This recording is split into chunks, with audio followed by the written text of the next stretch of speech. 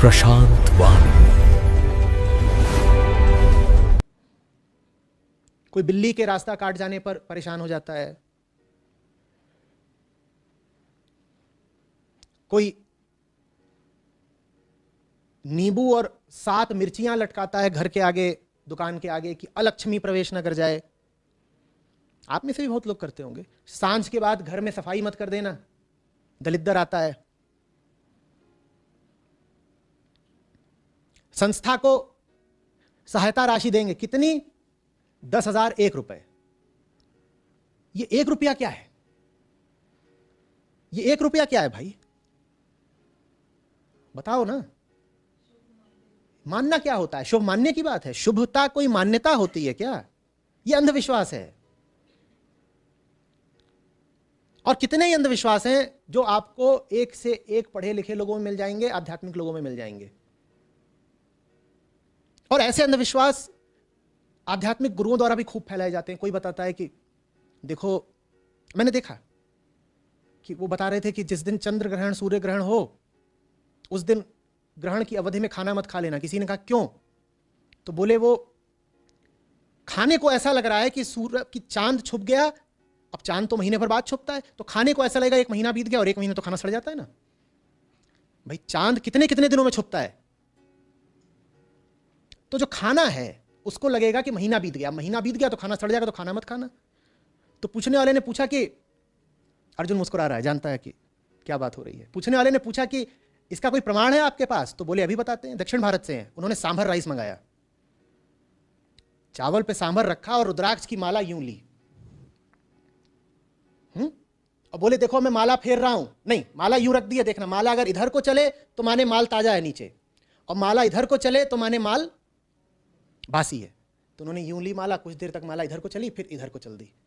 अब ये बात अलग है कि अगर वीडियो देखोगे तो साफ दिख जाएगा कि भाई साहब की कलाई का खेल है, जरा सा झटका देना है। अब ये काम सब पहले चल जाया करते थे, जब ना इंस्टाग्राम था, ना हर मोबाइल फोन में वीडियो कैमरा था। तब यूं करके ऐसे राख मार दी तो चल जाता था, कबूतर मार दिया चल जाता था। अब करते हैं तो कैमरे में रिकॉर्ड हो जाता है, दिख जाता है कि तुम क्या पूरी दुनिया को उल्लू बना रहे हो। लेकिन फिर भी इन बातों पे मानने वाले बहुत लोग हैं। अभी फिर से आएगा, चंद्र ग्रहण आएगा, सूर्य ग्रहण आएगा, आप देखिएगा कि किस तरह से लोगों में अंधविश्वास का बिल्कुल एक सैलाब बहने लगता है। इधर उधर की बातें, ऐसा वैसा, दुनिया भर के पाखंडी ज्योतिषी ये सब आके सलाहें देना शुरू कर देंगे। अच्छे खासे लोग बड़े बड़े भवन बनाएंगे, वो पहुंच जाएंगे वो किसी वास्तुशास्त्री के पास। वो फिर बताएगा कि ऐसा करो, अब इस कमरे में वहां पर एक तसला रखो, और उसमें फूलों की पखुड़ियाँ रखो, और उसमें फलानी चीज़ रख दो, और ये फैला दो। और ये करा जा रहा है। और ये सब लोग कौन कर रहे हैं? अशिक्षित गंवार लोग नहीं कर रहे हैं। ये वो लोग कर रहे हैं जिनके पास पैसा है, पढ़े लिखे हैं। अब जब मैं कह रहा हूँ पढ़े लिखे हैं, तो भारत देश के साथ समस्या ये है कि यहाँ लोग जो पढ़े लिखे हैं वो भी थोड़ा ही पढ़े लिखे हैं। वो इतना तो पढ़े लिखे हैं कि उनके सामने बोल दो एनर्जी, तो उनको याद आ जाता है कि हाँ, एनर्जी फिजिक्स में हुआ करता था। इतना तो उनको याद है, क्योंकि 10वीं तक तो विज्ञान सभी ने पढ़ा है। लेकिन उन्हें यह नहीं याद है कि एनर्जी चीज क्या है। बात समझ में आ रही है? कोई एकदम ही गंवार हो तो उसको बुद्धू बनाना मुश्किल है, खासतौर पे वैज्ञानिक शब्दों का सहारा लेके नहीं। पर आजकल इन शब्दों का खूब इस्तेमाल होता है, एनर्जी, वाइब्रेशन। इनका इस्तेमाल सबसे ज्यादा कौन करते हैं? आध्यात्मिक गुरु वगैरह। अब जैसे आप थोड़े बहुत पढ़े लिखे हैं, शहरी मध्यम वर्ग से हैं, आप सॉफ्टवेयर में काम करते हैं, और जैसे ही आपने सुना कि कोई गुरु एनर्जी की बात कर रहा था, तो आपको लगता है ये जरूर साइंटिफिक बात कर रहा है। पर आपको इतनी भी फिजिक्स याद नहीं है कि आप देख सके कि वो गड़बड़ कर रहा है। थोड़ी सी याद है, वो जो थोड़ा सा याद है वो आपके लिए घातक हो जाता है। या तो पूरा याद होता तो आप तुरंत समझ जाते कि आप जो बात बोल रहे हैं वो वैज्ञानिक कहीं नहीं है, आप झांसा दे रहे हैं।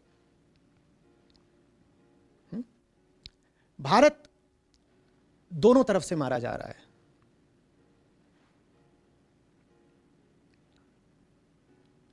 स्कूलों में ठीक से विज्ञान पढ़ाया नहीं जा रहा।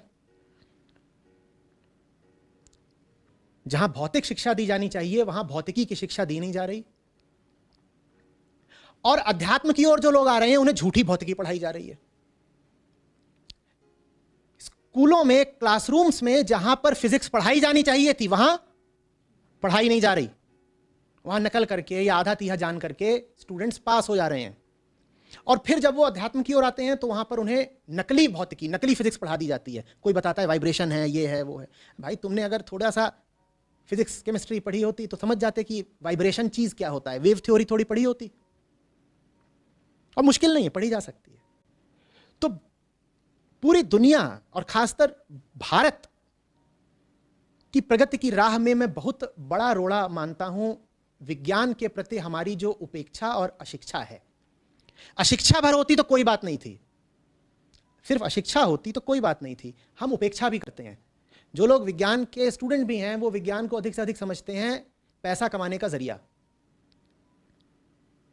कि इससे पैसा कमा लेंगे।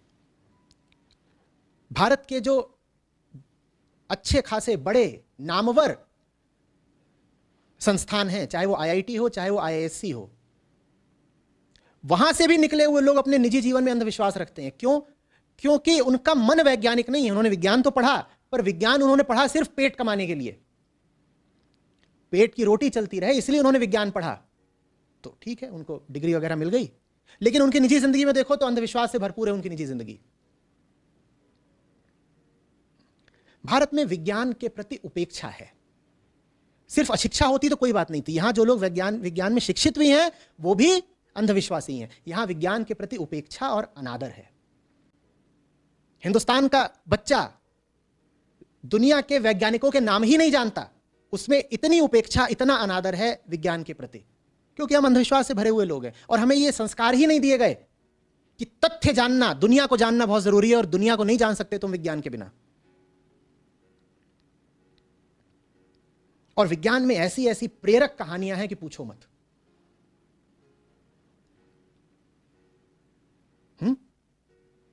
वो कहानियां आपको पता चलें, आप वैज्ञानिकों के मुरीद हो जाएंगे। आप पूछना शुरू कर देंगे उनको, क्योंकि जिसको मैं फिर दोहरा रहा हूं, जिसको दुनिया का ही नहीं पता वो दुनिया के पार कैसे जाएगा। और मैं दुनिया का पता होने करने को ये नहीं कह रहा हूं कि तुम जाओ और दुनिया की बेवकूफियों में लिप्त हो जाओ। मैं कह रहा हूं वैज्ञानिक दृष्टिकोण रखो, ताकि अंधविश्वासी ना बनो। वैज्ञानिक दृष्टिकोण रखोगे तो अंधविश्वास से बचे रहोगे, फरेबी धर्मगुरुओं से बचे रहोगे।